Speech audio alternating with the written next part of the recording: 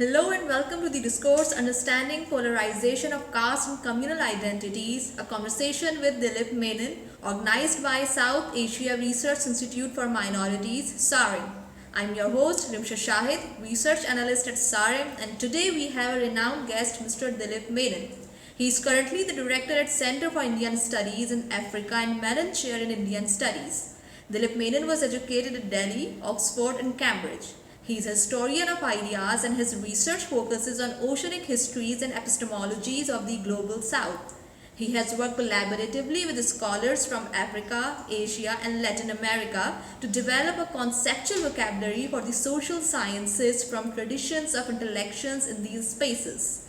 He works with the idea of paracoloniality of what always exceeded the colonial encounter in the making of the modern world. His intellectual work has been published in the form of various research papers, and he is also the author of the books The Blindness of Insight, Caste, Nationalism and Communism in South India, Malabar, 1900 to 1948, and Ocean as Method, Thinking with the Maritime. Mr. Menon, I am pleased to have you as our guest. I hope this discourse will going to be quite resourceful and informative. I will now begin with my first question.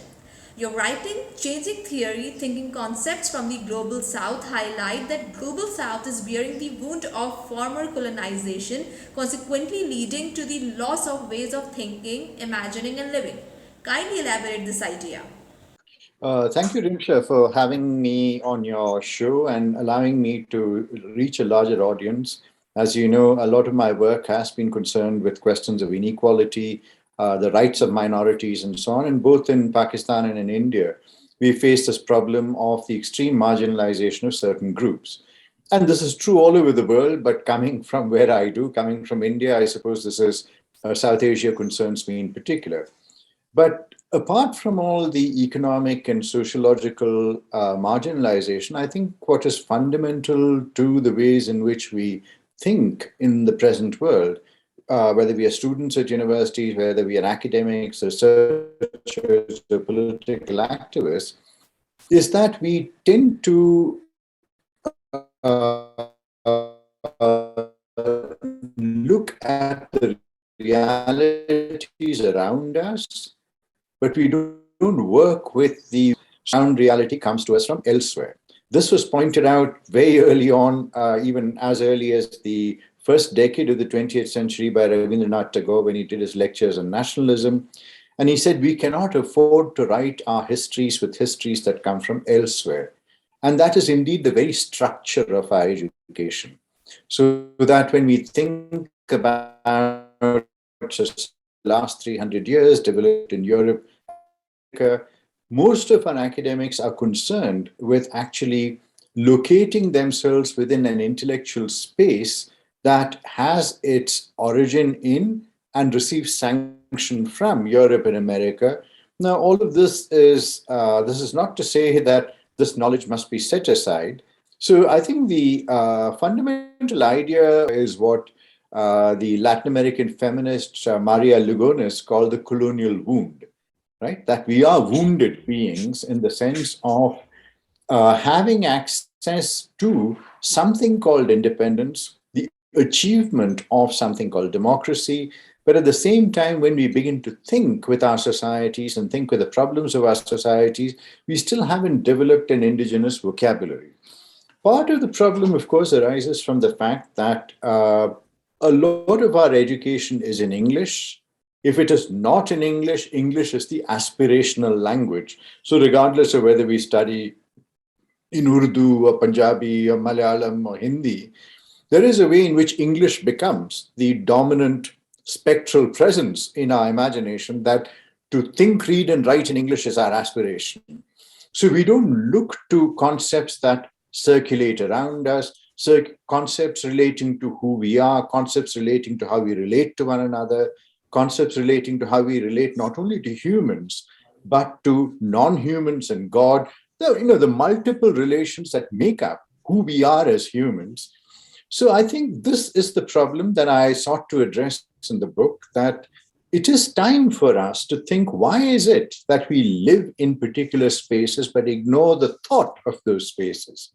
So now people might say, look, If you think about India or Pakistan, I mean, we all know our fairs, we all know our Famida Riyaz, we all know our Ghalib, but there is a way in which our language is geared towards the production of the creation of sentiment, towards a certain kind of aesthetics, but we very rarely use it for generating theory. It's not as if Urdu, Punjabi, Malayalam, and so on are inadequate to the task of producing a social theory for understanding the world around us, but the way in which we have been raised, and this is something that goes back to colonialism, we have been raised, we tend to think, okay, we can write poetry in our language, we can make love in our language, we can speak to our friends in our language, but when it comes to producing theory, theory has to be done in English, and then we're immediately drawn into a kind of trajectory and drawn into an engagement with an idea of social theory that comes to us from Europe and America. So briefly, that was the reason for putting together this book that came out this year, Changing Theory, which has writers across disciplines from across the global south who work with 16 languages in order to work with words and think from the words from those languages and to think with the conceptual entailments of that word. So, for example, we have an essay on asabiya by a Palestinian scholar, Majid Shahid. We have the idea of a very young scholar Noha Fikri, who's from Egypt, who's now studying in Toronto, who works with the idea of tarbiya. I'm picking up on the words that you might be familiar with, but there are words in Mandarin, in Zulu, in Wolof, in Sanskrit, in Persian, and so on, Dadani from Persian, and so on and so forth. So this is the first effort, right? I mean, this is something that we all need to start. I don't see this as path breaking in any sense. I see this as an initial hesitant step towards recovering from the colonial wound that I spoke about. Mr. Menon, I truly second your idea that language, literature, and education structure matters a lot in creating the mindset of a society and individuals. So, moving to other question. A school of thought argue that casteism is a colonialist construct from the times of imperialism and therefore not inherently Indian. How do you perceive this notion? Okay, this is an interesting question. It also rests on a fundamental misunderstanding of an argument, right? Because if one thinks about this idea of the invention of caste, right? The idea that somehow the British came and just as much as they set Hindus and Muslims against each other, they also invented the idea of caste so as to create further divisions. Now, the argument that was made by Nicholas Dirks way back in the 90s, the idea of the invention of caste is to look at caste as a historical phenomenon. That, from the Vedic ages till the 21st century, caste is not something that has remained unchanged. It has undergone multiple transformations. It changes in the face of Buddhism. It changes in the face of Islam. These are the challenges that are posed to a largely hierarchical Hindu society. So when the British come, they too modify the ways in which caste is perceived and functions in society. This is not to say that they invented it, right? This is to say that historically caste has been transformed. The British engage in a particular transformation of caste under colonialism.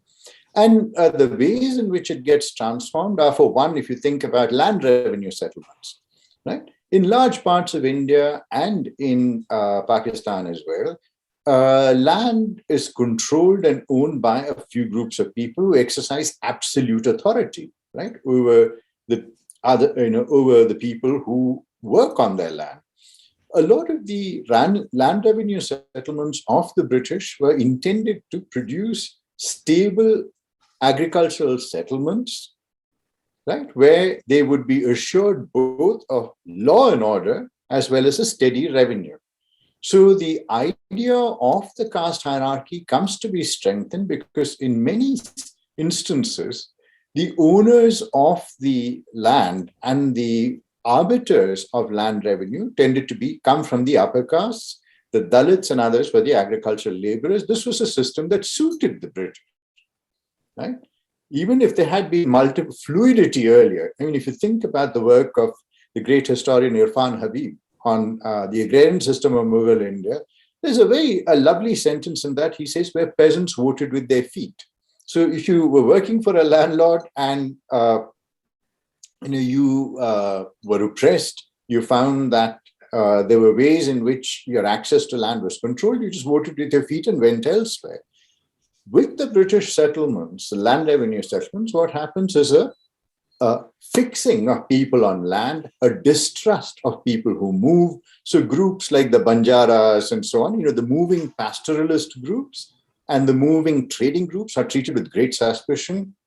It is important to have people who stay on the land. Now, this strengthens the caste system. It strengthens the hold of the upper caste over the lower caste and the untouchables. So that is the argument that Nicholas Dirks, Bernard Cohn, and many others have made, that when we talk about the invention of caste, they're actually talking about the reinvention of caste, right? That colonialism transformed caste in particular ways, just as Mughal rule earlier transformed caste in particular ways, and so on and so forth.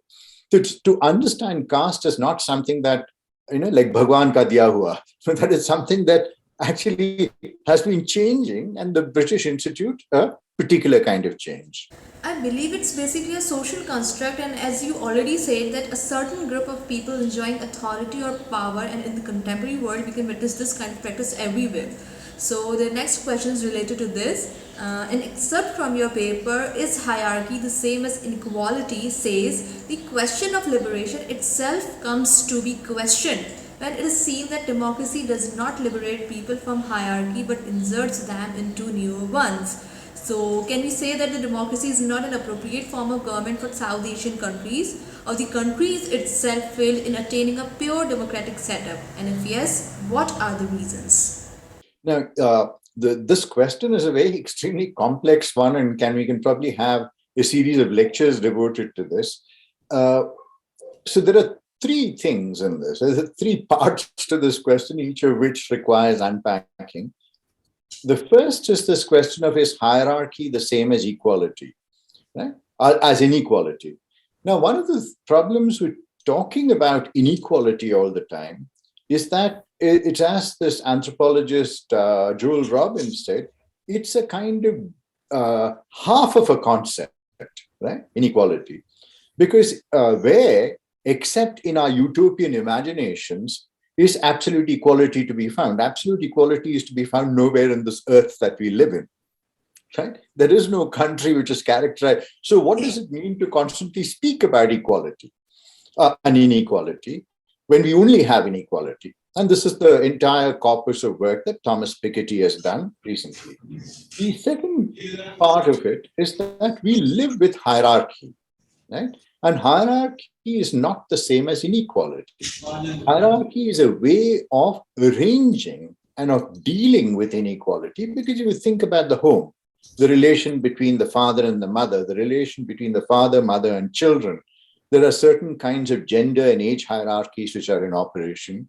If you think about larger societies, your relation with a Sufi saint, right, is a hierarchical relation. So there are multiple forms of hierarchy which actually work with positively and negatively in order to order society. So in that sense, hierarchy is always present, right? And this is not just a feature of Pakistan and India.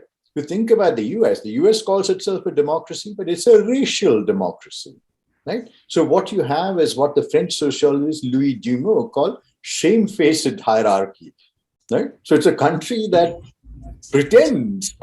has a rhetoric of egalitarianism, but actually has a shamefaced hierarchy in the sense of chupa hua hai. It's like not spoken about. So that's the first part. The second question that is democracy something that is inappropriate for our societies, right? And this is a question that can be answered in multiple ways. Now, if I were thinking about the work of Dr. B.R. Ambedkar, who went on to write the Constitution of India, whose work is only now being recognized by social theorists, because you think there is a caste system of knowledge as well, right? So Ambedkar's entire corpus of work was ignored in favor of Gandhi, Nehru, and so on and so forth. But Ambedkar's work is very poignant in the sense that even as he was presiding over the Constituent Assembly, which is from 1946 onwards, in 1945, he writes a book called What Congress and Gandhi Have Done to the Untouchables, right? Not done for the untouchable. That word is very crucial. And what he's arguing is that what we have in India is a caste society. How do you plant democracy on a caste society where there isn't a feeling of fraternity between people, right? You can bring about equality through the law. You can bring about liberty through the law. But fraternity is a matter of fellow feeling, right? So how do you bring about fellow feeling, coerce people into feeling a sense of equality with each other? So Ambedkar argues, even as he is going to preside over the Constituent Assembly, that you cannot implant democracy on a society that lacks fraternity, right? And this is a fundamental fact of South Asian society, as we know, that fraternity is hard to create. It requires not only social and political mobilization, it also requires people to fundamentally feel a sense of equality with another person. See an appropriate form of government for South Asian countries, we need to ask a question prior to that. Just as much as we ask the question, is equality present anywhere in this world? We have to ask ourselves, is there a perfect democracy in any of the countries that we know in Europe, America? Everyone looks to Scandinavia as an example of progressive democracy and so on. But in all of these societies, democracy seems to work best when there is a degree of homogeneity, right? So when you think about European countries, which are largely Catholic or largely of Islamic immigrants, has done to the very idea of European democracy. Because European democracy has had to come face to face with its rhetoric of egalitarianism. So you have the banning of the burqa, you have the banning of the setting up of mosques. There's the idea of Islam as being a threat to a kind of democratic society. So you've seen European democracies are fundamentally flawed, right? So then we have to think with the idea that democracy has to be worked at and is in crisis everywhere. Because the ways in which you conceive democracy are not around ideas of fraternity. Democracy is conceived in terms of the nation state, which is a territory, the citizen, who is the ideal individual who belongs to the democracy. So what do you do with people who are not citizens, who are not born on the soil, who are seen as having more rights than others? And this is a problem that we're facing in South Asia, where in India we had the Citizenship Amendment Act, and suddenly Muslims were seen as second-class citizens. We've seen what is happening to Rohingyas in Bangladesh, right? There's a whole set of ways in which European democracy as well as South Asian democracy struggles with the idea of the other who is inside your society, right? So this question of fraternity and belonging is a problem for all democracies. So to ask the question, is democracy an appropriate form of government for South Asian countries, I think is not an accurate question, is not an exhaustive question, and it's probably a question that may be indeed badly phrased, because democracy, regardless of whether it's in the United States, in Europe, or in South Asia, has to engage with the problem of belonging, has to engage with the problem of fraternity, and it is something that has to be worked at. So it is a form of government that exists in the present, which works on the fiction that people elect their representatives to power, and the representatives will then perform their jobs, their functions with integrity, honesty, and so on and so forth. But very often these electoral systems work along the fault lines of existing power in society. So those who have access to political power largely come from the society, from the sections of society that are actually still quite dominant. So in that sense, democracy also has to engage with this problem of hierarchy that we spoke about earlier, the fact that social and political and economic power is distributed unequally in society, and elites are very reluctant to give up what power they have.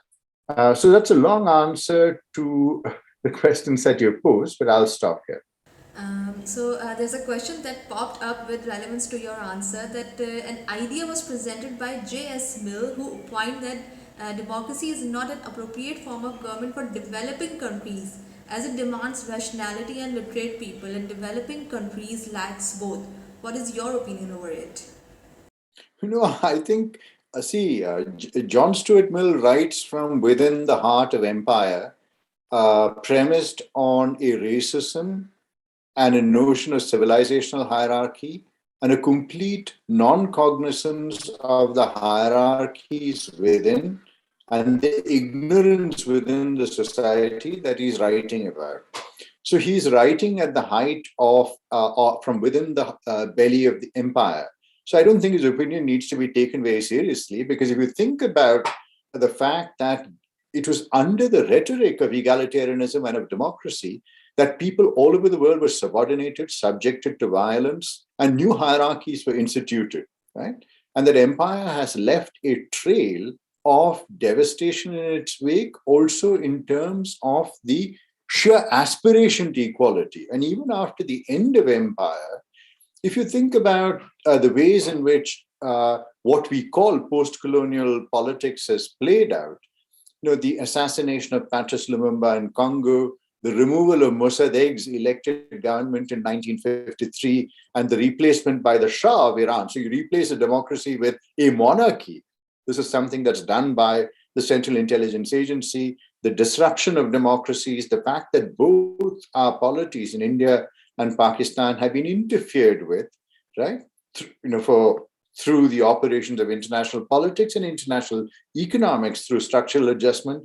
A lot of these ideas of an ideal democracy where we are made to bear the blame for somehow that we lack the rationality, lack the wherewithal, lack a sense of equality, could go on, that our societies are seemingly characterized by lack, where one of the ways in which one has to understand this is through the functionings of international capital, and also the fact that democracies in the West are utterly flawed. They're characterized by racism, they're characterized by exclusion, they're characterized by patriarchal forms. Think recently about the United States government voting to make abortion illegal, right?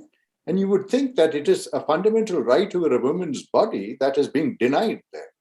The refusal of the United States to actually put a check on guns, 240 plus shootings have happened in America. Little children have been killed. You would think that this would arouse the conscience of any nation, but it doesn't in the United States. So I think we need to look at ideas of democracy on a much larger scale, right? And in a more comparative sense, to ask whether the countries that speak about democracy have democracy, right? And it is only if we are all engaged in a common dialogue about the problems of actually working democracy within unequal, inegalitarian, and hierarchical societies that we can arrive at a solution. This kind of, because it saddens me that within South Asia itself, within India and Pakistan, people believe that democracy exists elsewhere. Hum wahan tak pahunch nahi paaye, right? And this sense of inadequacy is a result of our colonized mentality.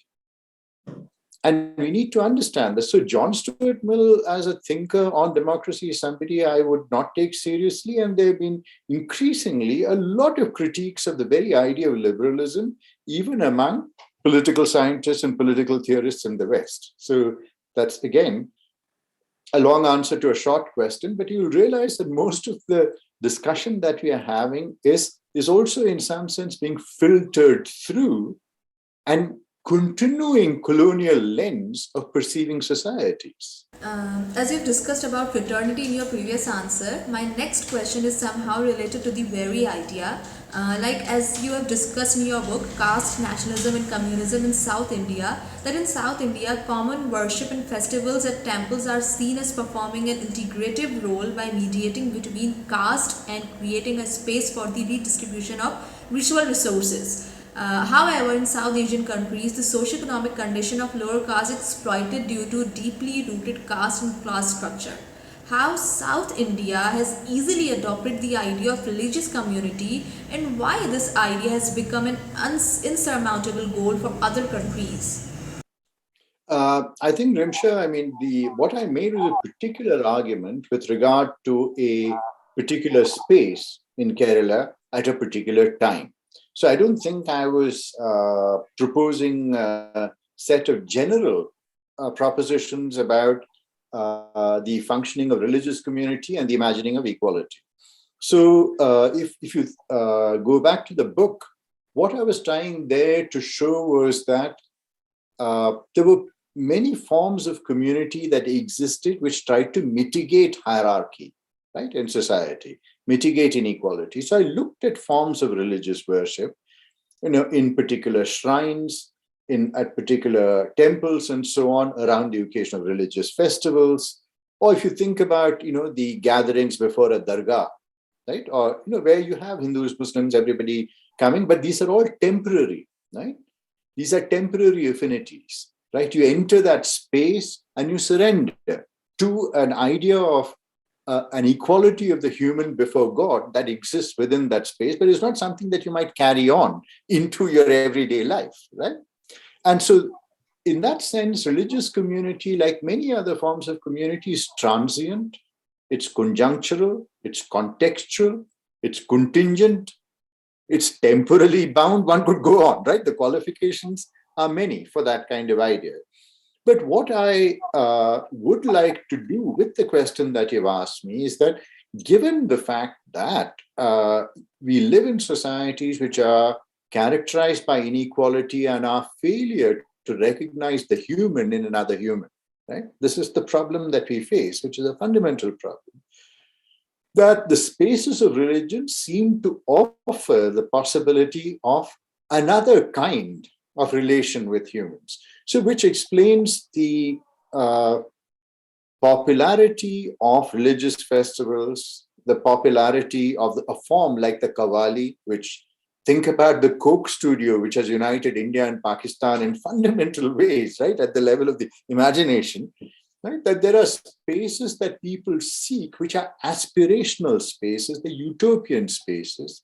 And religion seems to offer that because religion is not bound within secular politics. It is not governed by the president and the prime minister and the landlord and so on. It obeys the laws that are higher than that. So people seek out these spaces in order to address their longing to connect with other human beings as equals. So, which is why in our spaces we have, like in India, for example, you have a proliferation of Gurujis and Babajis and Pravachaks and, and so on and so forth. At one level, this is a very laughable phenomenon, right? And at many levels, a lot of these people are playing upon people's desire to this aspiration to equality, aspiration to connecting with humans. So at one level, we can dismiss this phenomenon, right? We can say, this is. At another level, what we have to ask is, what makes this possible, right? And what makes this possible is that neither our politics nor our societal formations engage with this problem which is the fundamental problem of what it is to be human and of relating to other humans. So what I try to argue in my book is that within these shrines and in these religious festivals, what we have is a temporary form of community that arises, right? So, but more important than that, when you have the beginnings of the communist movement in Kerala, right? In Kerala, as you know, was the first state to elect a communist ministry to power anywhere in the world. Even now, it is the only state in India where not a single member of the BJP has won an election, right? Yeah, so we have no Hindu parties because we, as you know, we have 60% Hindus, 20% Muslims, 20% Christians, and we worked out a polity which is premised on education, which is premised on equality, which is premised on decades of social mobilization. So the BJP has not won a single seat, right? Whereas in North India, it seems to win many seats. In fact, the party is in power at the center. So it's a space of religion from which, arguably, apart from these religious shrines and so on, these religious reform movements that happened in Kerala, the impulses from within that were carried forward through political mobilization. And that's the argument that I make. So to make a distinction between politics and religion and so on doesn't really get us anywhere, because there are impulses within religion which are fundamental to our being as humans and to our connecting with other humans, which we need to work with in any forms of politics. This is not to say that all forms of politics should be religious and so on and so forth. You understand what I'm saying is at a philosophical level. The next question is, the same book also traces the social history of communism in Malabar and looks at how the ideology was transformed into a doctrine of caste equality. The question is, what can be the prospects of transforming the ideology of caste hierarchy throughout South Asian region? Any reform in national strategies for reshaping local religious, political and social circumstances can yield the doctrine of caste equality?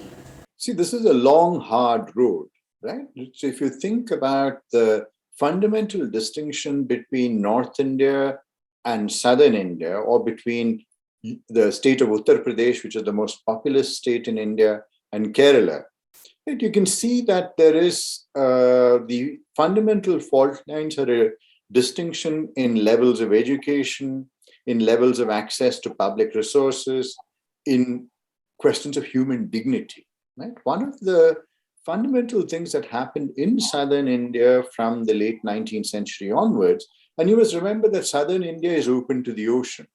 It has had the influences not only of a cosmopolitan Islam, right, stretching all the way from the Hadramaut to Southeast Asia, right, what is called Indian Ocean Islam. It's also been open to, which is a non-hierarchical form, right? And it's also been open to the influences of Christianity, of Judaism, of the circulation of human beings, merchants, traders, and so on and so forth. So southern India has always had a more open cosmopolitan society, which then leads to the emergence in the late 19th century of movements which very centrally are concerned with questions of self-respect and dignity, right, and equality. That the question of your human worth should be central to the question of politics. Right? So if you think about Kerala, we have spoken about that briefly, that the trajectory that takes us from forms of religious imagination of equality into a more secular political imagination of equality. In Tamil Nadu, the neighboring state, you have the origins of the Dravidian movement, which again is premised on the idea of self-respect, dignity, of creating forms of speech, right? Creating forms of speech which address the equality of human beings. Think about the ways in which hierarchy is built into our language, right? The difference between calling someone up and calling someone tu, right? And this is very often gendered as well, right? How men address women and how women address men, how children address adults and so on. So in Kerala and in Tamil Nadu, it was an attempt to escape these forms of hierarchy which are built into our ways of thinking. So the political rhetoric that emerges, the forms of political oratory that emerge, both in Kerala and Tamil Nadu, work with the idea that everyone's idea should have a purchase on the public imagination, that forms of speech must address the equality in another human, right? And that finally that what we need is a transformation of the everyday. And this is not about a transformation at some kind of major theoretical level, that in everyday interactions, that people should be able to negotiate equality, which is why you have now in Kerala. I mean, Kerala is a state that has many important indices, most highly educated, the best gender ratio, great degree of health, and so on and so forth. But at the same time, it has the highest rates of unemployment because we don't have industry. Most of the people go to work in the Gulf, send money back. It's a remittance economy. What this has allowed most people in Kerala to do is to move away from labor. So most of the labor in Kerala comes from Eastern India, from Assam, Bengal, and so on. Now, why am I telling you this long story? It's precisely because in places like Eastern India and Northern India, you have forms of hierarchy and forms of the complete contempt towards another human being, whether it's on grounds of untouchability, economic subordination, and so on. When they come to Kerala, they suddenly experience the fact that if you're a laborer working in a home, you're invited inside the home for a meal, that your children have access to education, that it doesn't matter whether you're a laborer or a landlord or whoever you are, that public schools are open to everyone. And we have the curious phenomenon of children of Bihari and Assamese migrants coming to the state, learning Malayalam and getting the highest marks in the state level examinations. So this is a long answer to the question of how one can actually create these forms of equality, how one can transform caste hierarchy. It's a long, hard road which rests on social and political mobilization, which work towards self-respect, dignity, and the value of every human being. And we have a long way to go. And education is central to this. My next question is somehow can be said as the continuation of your previous answer, as your book also finds that success of communism in Kerala is the result of recognizing that inequality and difference is tempered by a perception of shared symbols and values. But as you are aware that South Asian region is a very diverse region having different religious, cultural and social standing. In your opinion, to what extent it is possible to have a region of shared symbols and values to prevail peace in South Asia? See, I mean, the thing is that obviously these are ongoing discussions. I mean, you ask a question, I provide an answer, and we don't have a solution, right? It's not as if. So this question that you're asking about shared symbols and values, and the fact that both our societies are characterized by religious differences, sectarian differences, between Sunnis and Shias. In Hinduism, you have multiple different, the Ashraf and the Ajla, and in Hinduism, Brahmin and untouchable. Right? I mean, there are multiple factors. We are more divided as a people than united. So that's where we are beginning, right? So the question of how do we arrive at shared symbols and values? There are two ways of approaching this question. If we are going to move in the direction of shared symbols and values, shared symbols leads in one sense what in India you have now, the growth of a very profound Hindu fundamentalism that devalues the life of the Dalit and the Muslim at the same time, right? So if we are thinking about that, it is the attempt to create a shared set of symbols. In a country that is majority Hindu, the shared set of symbols come from within Hinduism. And its attitudes, its prejudices, its superstitions, its devaluing of the life of the Dalit. So in that sense, Hindutva is premised on shared symbols, right? Or attempting to create a politics of shared symbols which moves along the fault lines of majoritarianism. But if you are to create a politics that's around shared values, that's a different question. And that's what we talked about in the previous answer.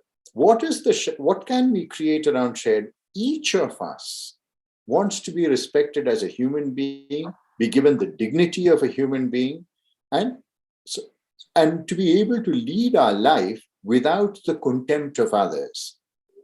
Right? And as Ambedkar said, Dr. Ambedkar said, Hindu society is based on an ascending hierarchy of reverence and a descending hierarchy of contempt, right? So how do we escape that? And that's where the question of values, shared values, comes in. And the ways in which the Dravidian movement and in Tamil Nadu and the communist movement in Kerala have worked with the shared value of human beings and the shared aspirations of human beings in order to be equal to each other. So shared symbols, I believe, can be a dangerous path. Shared values is the way in which I would like to go forward. But that requires, again, as I said, hard work, right? And a politics that engages with the value of a human.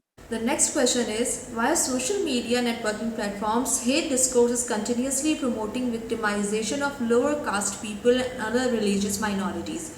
What methodology should be contrived for controlling hate speech? See, I think there's a kind of social science question here. And there's also a very practical, scientific, and digital media question here, right? Because the question of regulating the digital media is also a question of how one creates these protocols to exclude hate speech, to kind of track hate speech. All of these are areas on which I'm not an expert, right? So that you should probably ask somebody who works on digital media.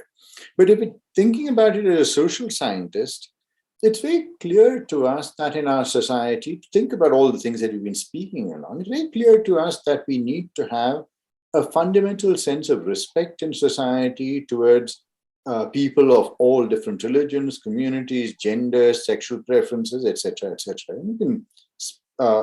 So we have to evolve common norms of what constitutes, that is, recognizing the dignity of others. Once we have a common set of norms around that, then it can become very clear that certain forms of speech violate that. Now, within our constitutions, within our law, we have laws that are against the promotion of hatred between communities, against the promotion of violence. So we have the laws, right? But within the kinds of societies that we have, our politics moves along the fault lines of existing power. So right now, it's not that we do not have the laws in India. It's just that Hindutva is in power and hate speech against Muslims and Dalits is allowed. Right? So we are in a situation where we have the laws, but it's a politics that does not want to use those laws or understands and interprets the laws in certain ways in the interests of the majority. So I think the answer to this question is that what methodology, as you asked, should be derived for controlling hate speech? We have the laws. It's not that we don't have it. What we need is a change of values which arises from political and social mobilization. So if you think about what happened in Shaheen Bagh in Delhi following the Protester Citizenship Amendment Act, what you had was the creation of an idea, right? It's not the presence of bodies on the ground. Of course, there were very brave people there resisting police atrocities and so on. But the generation of an idea, which was the idea that if India is a country, anyone who lives in India is a citizen of India. You don't make distinctions between the refugee, the migrant, the person who's come from Pakistan, the person who may come from Bangladesh, and so on and so forth. So that's again a question of values that we spoke about earlier. Secondly, the implementation of that values, for which we have the laws, which we are not using. Right? That's the second thing. The third thing is the actual practical problem. So if you have on Instagram and TikTok and Facebook and these multiple digital medias where people are engaging in hate speech, that requires a level of digital media control about which I have nothing to say at present. I believe a strict and neutral regulatory policy is required to curb such kind of occurrences. So moving ahead with the next question. Dalits are subjected to atrocities on a daily occurrence, as on an average of each week's incident, 13 Dalits are murdered, 5 Dalit homes are burnt, 6 Dalit people are kidnapped or abducted, and 21 Dalit women are raped. Despite having such a high ratio of incidents, Dalit rights movements are declining or failing to yield any positive result. Why is this so? Right. I mean, the answer to this is again a very complicated and a complex answer. And I'm saying that is neither here nor there. But if you think about the fact of continuing Dalit atrocities, it rests on a prior value, right? Where the value of a Dalit life is seen as immaterial, right? So one can even ask the question in India, does the Dalit have a right to life in India? It's a fundamental question, and the answer may very possibly be no. And what we have seen increasingly, I mean, the constitutional protection, of course, right? Untouchability is banned in the Constitution. There's a Prevention of Caste Atrocities Act, under which, incidentally, no, the level of convictions has been abysmal. It's been absolutely minimal. Right? So when you think about all of that and the fact that it's not only the problem of the Dalit, what you have is the Muslim becoming Dalitized in India, right? So you have a society within which a certain category of humans are regarded as subhuman and who can be treated with violence. That has been extended by Hindutva to the Muslim as well, which is what I mean by the Dalitization of the Muslim. So what you have in a majoritarian society governed by the ideology of caste, where people don't even marry each other, right? So you think about Hindus. Hindus don't marry Hindus. Hindus marry within their jat, within their biradari. There's so many regulations, honor killings, and so on. So the fundamental value in India is that of superiority and inferiority, of purity and pollution. So the Dalit political movements have to contend with this, right? That is the paradigm within which they're functioning. And it is a heavy burden to be bearing for Dalit politics, because if you are a Dalit activist in UP or Bihar, they could very well kill you, and that's the end of that, right? So if you're thinking about that, then you have to go back to the question that we were discussing earlier, that you need a degree of social and political mobilization which actually accords dignity to all human beings engaging in the act of politics. So if you think about Tamil Nadu, there is a very strong, the PMK, the Dalit party, which actually, and there are Dalit Panther party, which is in parliament, in the legislature.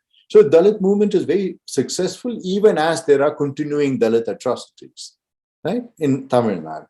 In Kerala, interestingly enough, the communists have managed to create a language of class, which trumps the language of caste.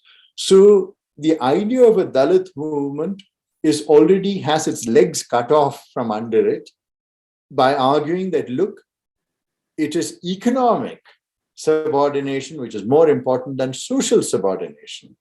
So interestingly enough, while Kerala is very progressive in many ways, Dalit politics has not managed to take off. In Punjab, you have the chief minister who's a Dalit, and Punjab has the largest Dalit population in India. And there again, it has been the Communist Party that is engaged with the older, the CPI, the Communist Party of India, not the Communist Party of India Marxist, have engaged with Dalit movements. The first Dalit movement to emerge in the 1920s under Achyutanand, the Adharm movement, came up in Punjab. So there's been a continuing Dalit politics, which is a social phenomenon, but has not managed to translate itself into a political phenomenon. In Uttar Pradesh, it did manage to, with the Bahujan Samaj Party, which had the first, Mayawati emerged as the first Dalit chief minister. But there again, the politics of negotiating between the backward caste, the Dalit caste, the upper castes, and the Muslim minority in UP has resulted in the emergence of the Bharatiya Janata Party as the most important political party in the landscape right now. And a lot of Dalit politics has also got sidelined, because when you have a set of people who have been marginalized for a long time, their emergence into politics is resisted by those in power, right? And that's what, and you had a tremendous fight back against the emergence of the BSP, so that now the BSP is more or less a non-entity in UP politics. So I think given the fact that we are a caste society, our values are that of hierarchy and so on, Dalit politics by itself has a long and hard road. It's when it aligns itself with the Dravidian movement, with the communist movement, it becomes part of a larger political movement. And therefore, there is a lot of compromise involved in that as well, right? As I said, in the case of Kerala. But given that compromise, Dalit politics is able to work in transforming a larger political landscape. Which is why another question which you had in mind, of that of a separate electoral system for Dalits, I don't think is not something that is feasible. I think at that point in time, in the 1930s, Dr. B.R. Ambedkar proposes this really as a matter of fighting against the sheer hegemony of the Congress, right? That, look, there's no place for the Dalit within the Congress. The Congress is a Hindu organization. And you also know of Gandhi's major fast at that point, where Gandhi said, "Main khana nahi khaunga," until the Ambedkar backs down from his demand. And that's the end of that proposal. So while one can politically contend that Gandhi, in some sense, blackmails Ambedkar, but I think there was something that was right about what happened at that point, because separate electorates would have meant a further differentiation, distinction, and a non-resolution of the issue. So the last question I would like to ask is, the census holds crucial importance in drafting policies, specifically at national level. In your opinion, to what extent can caste census help in eradicating caste discrimination? What are the benefits of caste census, and what sort of challenges and obstacles are in the way of holding a caste census? See, one of the problems that a lot of people, conservative people point out is that if you include caste in the census, it's only perpetuating caste. Now, this is, I think, a rather jejune or a very naive way of posing because caste exists. Yeah. Caste exists in everyday life. People don't even marry each other. They don't eat food with each other. Right? So even when Gandhi stayed in the Dalit colony in Delhi, he requested them to provide raw food rather than cooked food. Right? So, so there are all of these distinctions in society, backdoor entry for servants, even simple things like not allowing domestic servants to use the toilet in the house because they are from, and this is true of the Pakistani upper classes as well as of the Indian upper classes. The sense of who is not a human like me, right? And this is what our society is based on. So a caste census actually allows us to work with the processes of affirmative action or positive discrimination, as it's called, where there is reservation, economic reservation, educational reservation, where you're actually identifying that there are historical inequality, that people who are the victims of historical inequality need a leg up. That is not a level playing field. We have to create a level playing field. So that's the reason why a caste census is necessary. And it's not perpetuating caste, it's just recognizing that our societies are characterized by caste. Right? And just as much as in the United States, that's affirmative action policies to help the historically backward communities or historically subordinated communities like the African American and so on. So I would say that the benefits of a caste census are the fact that we are committed to bringing about equality in our society, and we need to identify those groups. What are the challenges? The challenges are really something that courts have had to contend with. That how long should they continue? For how many generations should those reservations continue, which are based on caste? So once you become a senior administrative officer, should your children continue to benefit? The arguments about creamy layer, where the courts have said we have to identify the creamy layer. That is to say, people have already benefited from reservation. Should they give it up? In Kerala, you have the interesting phenomenon of people who realize that there is mobility within their society. So a lot of people from the backward castes and untouchable castes do not avail of reservation, right? Because they realize that it is more or less a level playing field, right? And so the option exists. But you have to understand that this is a kind of, what is it? It's like a society which is unlike many others. in the rest of India, 29 states. And this is a unique society in which many things have to be unpacked, obviously, but social and political mobilization, the importance of education, the promotion of the value of the human being have all come together, right? And it's been a long, hard 50-year struggle to get here. So, which is what actually also then mitigates this question of Hindutva has no purchase in Kerala, right, at all, precisely because people do not need to resort to it in order to get ahead. So the short answer is caste census is necessary, but we need to be very conscious of the fact that caste censuses can continue to entrench the caste elite among the untouchable groups and the backward castes. So again, a very insightful answer. So that was it. Thank you so much, Mr. Menon, for giving your time. And I must say that the arguments you have built is very, very resourceful. I hope to have further collaboration with you in future ahead. Till then, good luck and goodbye. Thank you, Rimsha, for having me. Okay, thank you so much.